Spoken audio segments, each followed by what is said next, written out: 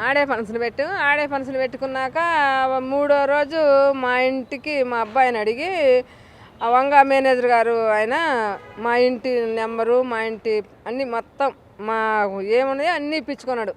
ఇప్పించుకున్నాక మా ఇంటి number door number మా పేర్లు మొత్తం ఇప్పించుకొని ఆయన ఏం చేసాడు, నేరుగా ఆయన బొంబాయి పంపించాడు. అక్కడి నుంచి మాకు నోటీసు ఇచ్చిండ్రు. ఏమి ఇచ్చిండ్రు వాళ్ళు, చిలమ మాది ఇది సిరిట్ మాది ఇది, వాళ్ళు చేయకూడదు అని చెప్పి మా ఇంటికి పంపించారు. ఆపమని పంపిస్తే అక్కడికి పోయినాక మూడో రోజు ఇక్కడ ఆడే ఫంక్షన్ పెట్టి మూడో రోజు పంపిస్తే మా అమ్మ ఏం చేసిందంటే తీసుకుపోయి చదివిస్తే కాదమ్మా మీ శిలమ చేసుకోమని పంపించినారు అన్నాడు. మాకెవరు అక్కడ శిలమ చేసుకోమని పంపించాము, ఆధార్లన్నీ మా దగ్గర ఉన్నాయి, సంసారం మా కాడే ఉంది, సర్టిఫికేట్ మా కాడే ఉంది, అన్నీ మా కాడే ఉన్నాయి, వీళ్ళెవరు మాకు పంపించినారని చెప్పి కాదమ్మా ఇంకెవరైనా బాగా చదువుకున్న వాళ్ళ కాడికి అయ్యవారి ఇక్కడ చేసుకోమంటే అక్కడ కేఎన్ఆర్ అయ్యవారు సార్ అని ఉన్నాడు, ఆయన దగ్గరికి పోయి చదివిస్తే ఎవరు చెప్పారమ్మా నీకు సినిమా చేసుకోమని అని చెప్పి అడిగినంట. ఏదో ఒక ఆయన అడిగితే చెప్పినాడు క్వాంటోళ్ళు ఆయన అన్నాడు. ఇంకా అక్కడికి పోయి ఆయన చదివితే అట్ట కాదమ్మా మీ సినిమ ఆపమని బొంబాయి నుంచి పంపించారు, మీ సినిమా ఆడకూడదు, ఎక్కడైనా పోస్టులు కానీ ఏమైనా వద్దు అని పంపించినారు. దేని మన సినిమ ఆపమని అంటామని చెప్పి మేము కూడా వాళ్ళ పెద్ద పెద్ద వాళ్ళని అడిగితే మీరు సినిమా ఆపమన్నారు కాబట్టి మీరు కూడా మళ్ళీ నోటీసు పంపించాలి, పంపించకపోతే మీకు తప్పుగా ఉంటుందంటే మేము వాళ్ళని అడిగి ఒక లాయర్ని పెట్టుకొని నోటీసు పంపించాము వాడికి. ప్రధానంగా మీకు వచ్చిన నోటీసులో స్పిరిట్ ఈజ్ నాట్ వన్ అని మీరు పెట్టుకున్న title spirit is not one, వాళ్ళు అనేది ఏంటంటే స్పిరిట్ అనేది మా టైటిల్ అనేది. వాళ్ళు సిరిట్ అని పెట్టింది కదా, వాళ్ళు సిరిట్ అనే పెట్టారు, సిరిట్ ఈజ్ నాట్ వన్ అనే పెట్టారు ఒక మొక్క దాంట్లో. సరే పెట్టిండ్రు కదా, వాళ్ళు సిరిట్ ఈజ్ నాట్ వన్ అన్నప్పుడు మేము కూడా వాళ్ళు ముందేమో సిరిట్ అని పెట్టిండ్రు చేయకూడదని. అది కదమ్మా, స్పిరిట్ ఈజ్ నాట్ వన్ అని మీరు రాసి ఆ నోటీస్ మళ్ళీ వాళ్ళకి సమాధానం చెప్పారా? మీ టైటిల్ వేరు మా టైటిల్ వేరు అని సమాధానం చెప్పారా? దానికి వాళ్ళు ఏం సమాధానం ఇచ్చారు? మేము మళ్ళీ వాళ్ళు అది సిరిట్ అని పంపించారు కదా, మేము మా సిరిట్ ఈజ్ నాట్ వన్, మా సర్టిఫికేట్ వచ్చింది, అది సెన్సార్ వచ్చింది, అన్నీ వచ్చినాయి ఇగోమని చెప్పి మొత్తం పెట్టి మళ్ళీ మేము పంపించినాక వాళ్ళకి అడిగి పోయినాక వాళ్ళు ఏం చేశారంటే సిరిట్ ఈజ్ నాట్ వన్ మాదే, మీరు ఎక్కడైనా ఒక పోస్టులు అతికిచ్చిన మళ్ళీ పంపించారనమాట. అది పంపించినాక వాళ్ళు మేము పంపించినాక వాళ్ళు మళ్ళీ ఏం చెప్పారంటే ఎక్కడైనా ఈ సిరిట్ ఈజ్ నాట్ వన్ మీద ఎక్కడైనా పోస్టులు అయినా ఏదైతికిచ్చినా ఎక్కడ ఏం చేసినా కానీ కఠినమైన చర్య తీసుకుంటామని మళ్ళీ నోటీసులో పంపించారు. దేని మా సిరిట్ ఈజ్ నాట్ వన్, మీరు సిరిట్ అన్నారు కదా, మీకు మాకేం సంబంధం అంటే ఏదైనా మీరు చేయటానికి లేదు అని మళ్ళీ పంపించారు. యాజ్ ఏ డైరెక్టర్గా మీరు నెక్స్ట్ ప్రణాళిక ఎలా ఏంటి మీడియా ద్వారా ఎంత స్థాయికి పోరాటం తీసుకెళ్లాలనుకుంటున్నారు? ప్రభాస్ ఫ్యాన్స్ని కూడా ఏమైనా రిక్వెస్ట్ చేసేది ఏమైనా ఉందా? ప్రభాస్ గారు కూడా కలిసే అవకాశం ఏదైనా ప్రయత్నాలు ఏమైనా చేస్తున్నారా? అలా ఫస్ట్ ప్రభాస్ గారిని కలిసే అవకాశం వస్తే నిజంగా అదృష్టంగా ఫీల్ అవుతాను సినిమా పరంగా వెళ్తే, ఎందుకంటే ఆయన కలవడం ఎవరికైనా ఉంటుంది కాబట్టి. వాళ్ళ ఫ్యాన్స్ని రిక్వెస్ట్ చేయడానికి చాలాసార్లు అడుగున్నాను, వాళ్ళ నుంచి ఎవరిపై ఇక్కడి నుంచి రాలేదు, మనది ప్రభాస్ గారి నుంచి కానీ లేదా సందీప్ వంగ సార్ నుంచి ఎవరి నుంచి కూడా ఎటువంటి రెస్పాన్స్ రావట్లేదు. ఎంతసేపు ఉన్నా వాళ్ళ మేనేజరే ముందు మాట్లాడుతున్నాడు, అతను కూడా వెళ్ళిపోయి తనకంటే చిన్న మేనేజర్ ముందుకు వచ్చి ఇంకా మాట్లాడుతున్నాడు. ఇప్పుడు వాళ్ళు ఇచ్చిన నోటీసులు ఫస్ట్ నుంచి అమ్మాయిలు చెప్పినట్టు క్లియరెన్స్ అడుగుతాను. క్లియరెన్స్ అంటే మనమేమో దానికి వచ్చేసి రిలీజ్ చేయమని అడగట్లేదు. మీరు ఏమైతే spirit is not one title ఆపని చెప్పారో సినిమాని, ఆ సినిమాకి మాకు సంబంధం లేదు, స్పిరిట్ ఇస్ నాట్ వేరు, స్పిరిట్ వేరు, వాళ్ళ సినిమా వాళ్ళది అనేది ఒక నోటీస్ ఇవ్వమని చెప్పేసి అడుగుతాను. ఫస్ట్ మీరే నోటీస్ పంపించారు కాబట్టి, నేను పంపించలేదు. ఆల్రెడీ ఆ సెన్సార్ వచ్చి నేను 1.5 years తర్వాత మళ్ళీ వచ్చి సినిమా రిలీజ్ చేసుకుందాం అంటే కనుక ఇప్పుడు మీరు వచ్చేప్పుడు ఇది తప్పు.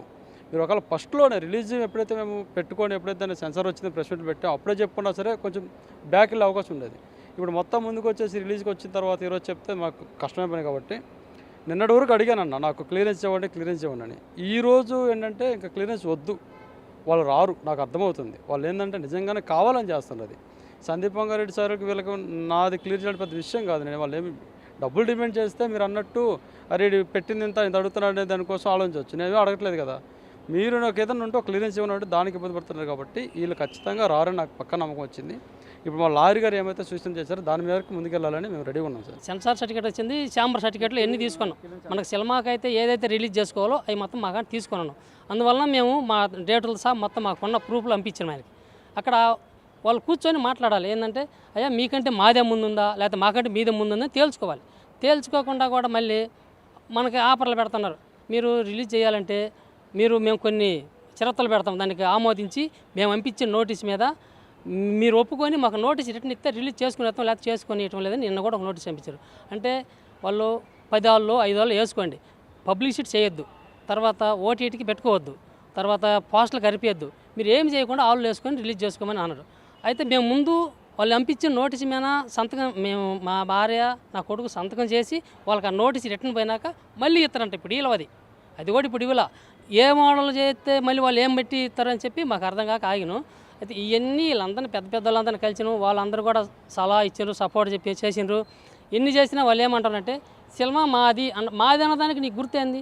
1 ఎకరా చేను నువ్వు పట్టా రిజెక్ట్ చేసుకున్నావు, ఆ రిజెక్ట్ నువ్వు చేస్తేనే చెల్లుద్ది, మళ్ళీ ఇంకా ఆ రిజెక్ట్ ఇంకొకటి చేస్తే చెల్లదు.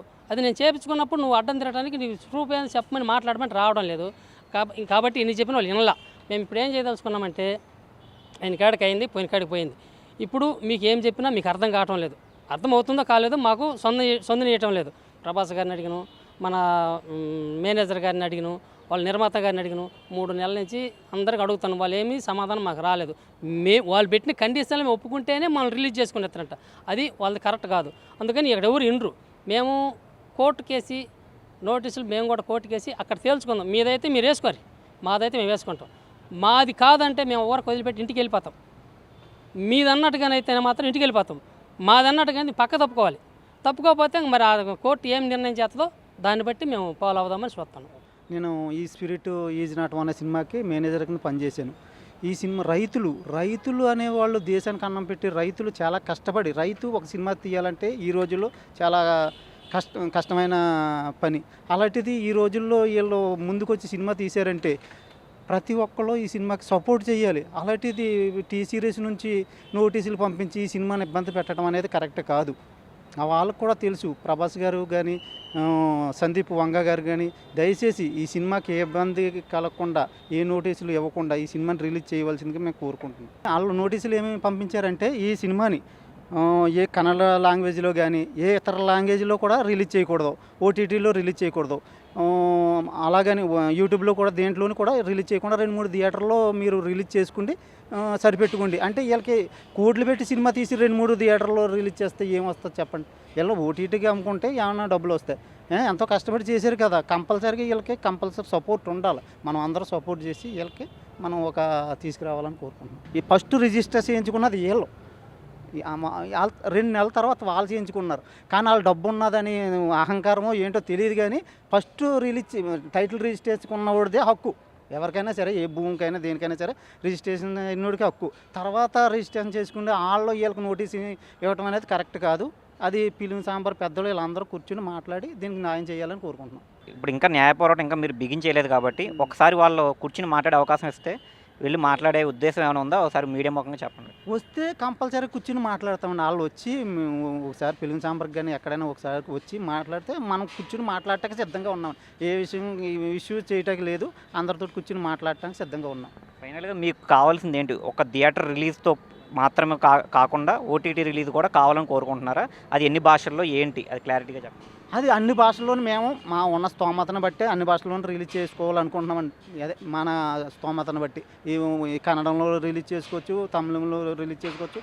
మేము చేసుకోవాలనుకున్నాం. దానికి ఏ విధంగా ఇబ్బంది పెట్టవద్దని మేము కోరుకుంటున్నాం.